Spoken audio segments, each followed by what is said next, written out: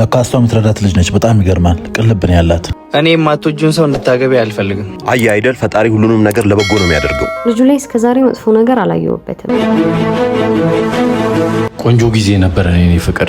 እንዴ ወጡ አየህልኝ አይደል ጉዴን? ምን አይነት ወራዳ ሴት ነች? አታስብ፣ አሁን ያበቃል።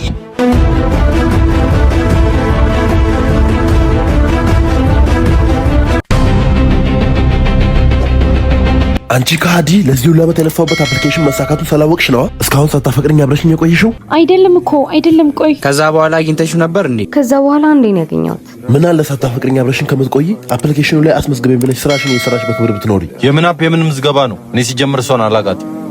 እኔን ከዚህ ውስጥ አውጡኝ። ምን አልክ?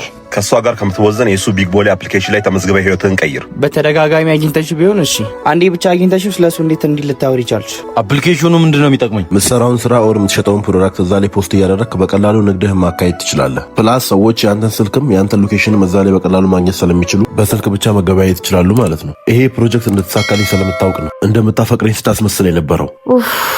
አታስጨንቀኝ በቃ ወንድሜ፣ እኔ አላውቅም። ቆይ ከስራ ቦታ ስልክ ተደወለልኝ እና አፑን ከየት ነው የማገኘው? ፕሌይ ስቶር ላይ። ሙሉ አጠቃቀሙን ደግሞ ቢግ ቦሌ ዩቲዩብ ቻናል ላይ በሰፊው ታገኘዋለህ። በጣም አሪፍ። አንቺ ሁለተኛ ላይሽ አልፈልግም። የማየውን ነገር ውስጥ ከተሽ ነበር። ወይ ሳሪ